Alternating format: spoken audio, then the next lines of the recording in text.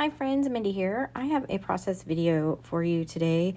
This is going to be day 12 of Contending for the Faith from Bythewell4God. I'm just pulling out my devotional here and my journal, pulling out the little flashcard that works with this day. And I'm at nearing the end of my very, very chunky journal. So I'm trying to find ways to create some interest without creating a lot of bulk here at the end of my journal. So the first thing that I'm going to do is I'm going to use my little coffee dye mixture here in my little spray bottle to add some color to these pages.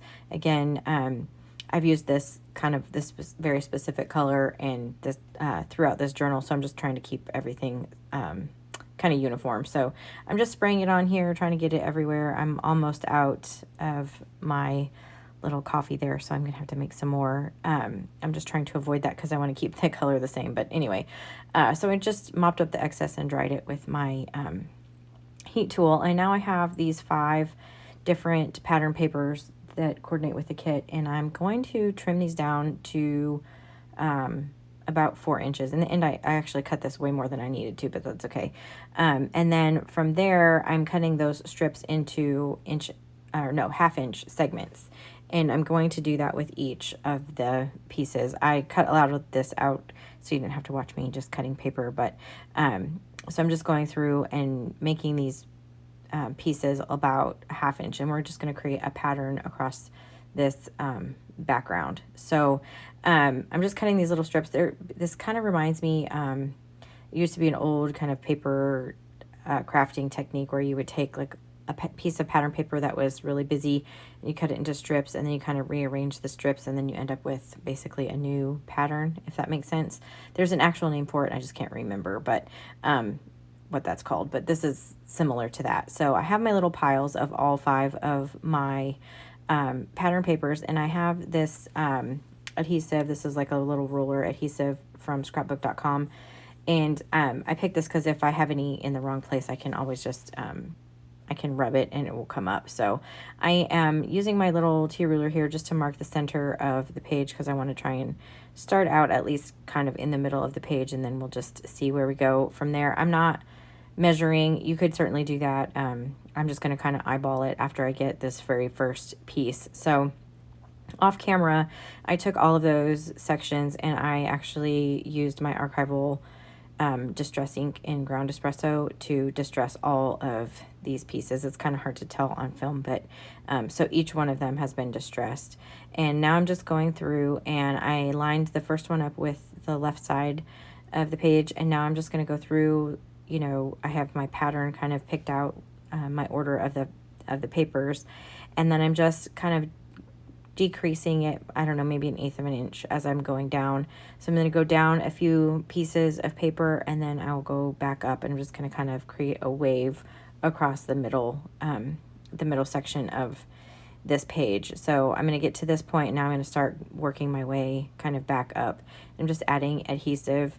I only added a little bit here just to kind of hold everything in place, and then I'll come back in with some more adhesive later, but just to kind of get these stuck down. And I did this because I knew I'd be able to kind of reposition things as I need to kind of get everything as straight as possible. It's certainly not straight, but again, you know, if that was important to you, you could like measure it out and make sure, that you have exact increments. It wasn't a thing for me, so I just kind of eyeballed it across here. So I'm doing this across this first page, and then I will do across the second page. At one point I realized I had the pattern mixed up, so I had to go back. That's right here,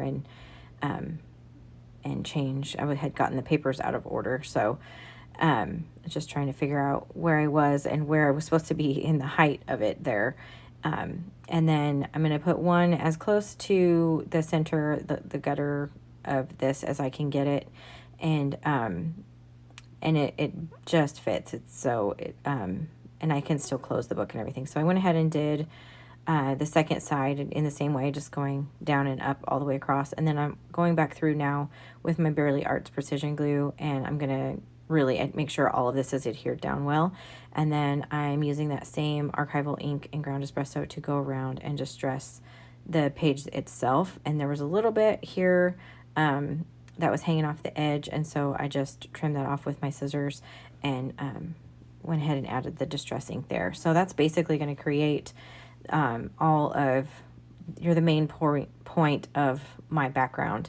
And now at this point, like, this was the idea that I had in my head, was doing this, and after this point, sometimes I work this way, and then I don't know why I decided to film that when I'm like, I don't really know what I'm doing, but it just seems to work out that way. So anyway, I got to the point where I was like, okay, now what? So I decided I wanted to use one of these stickers, and sometimes when I'm doing this and I can't really get a good eye for how a sticker is going to be, I just cut it out of the sticker sheet, and that way I can kind of move it around on my page and see if it's going to fit where I want it and that kind of stuff.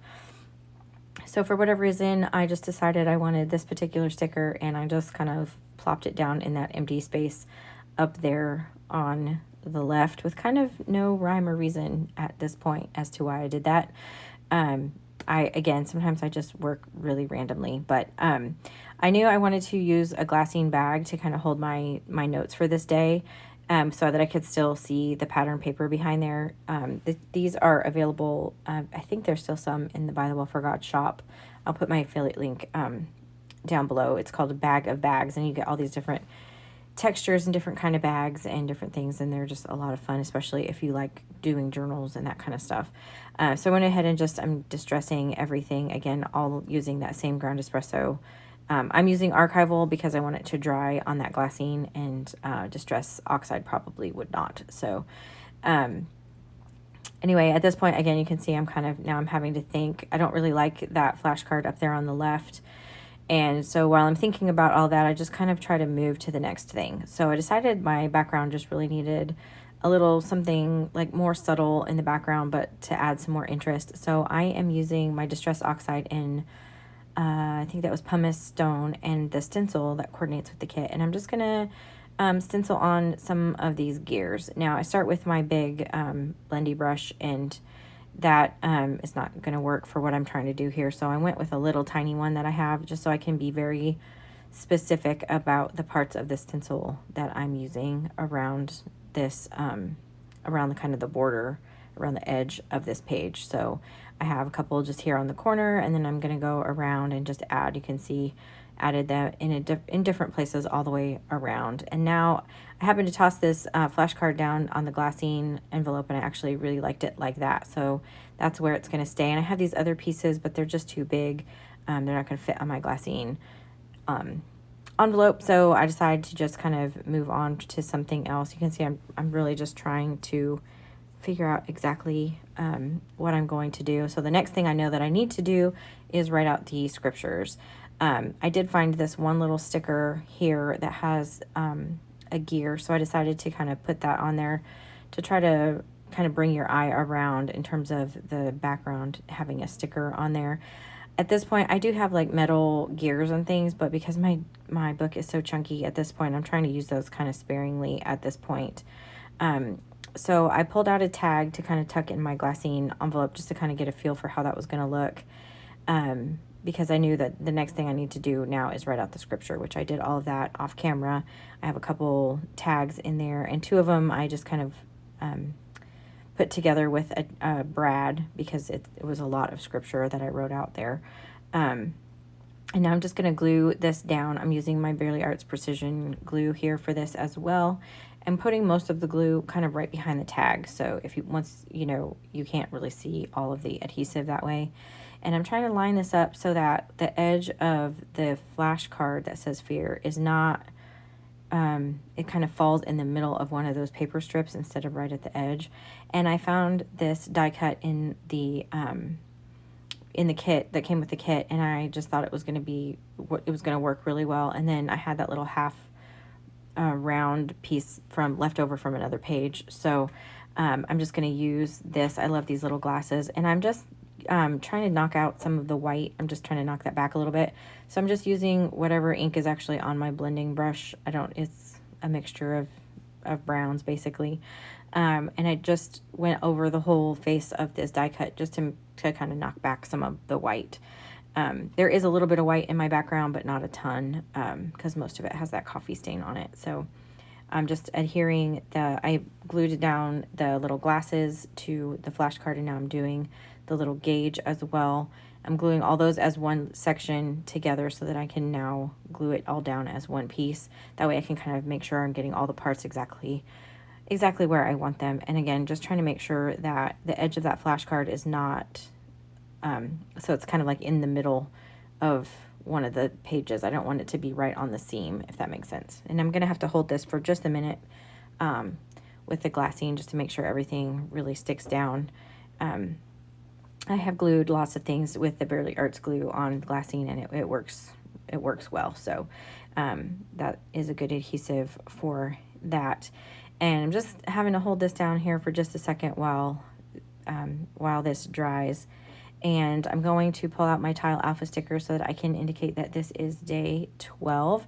I'm going to put that over in the bottom left-hand corner of this page. And I always just kind of pull the stickers off and stick them on my hand, and then I apply them down with tweezers. It just works for me. So anyway, that is pretty much it for my page. Once I get this down, there's not a whole lot that I do after that. So if you liked this video, I would really appreciate it if you gave it a thumbs up. That just helps other people to find my channel as well. And subscribe if you haven't already. And if you click on the little notification bell, you'll get notified every time I upload new content. So here is a close-up video. And with that, I will see you next time. Bye.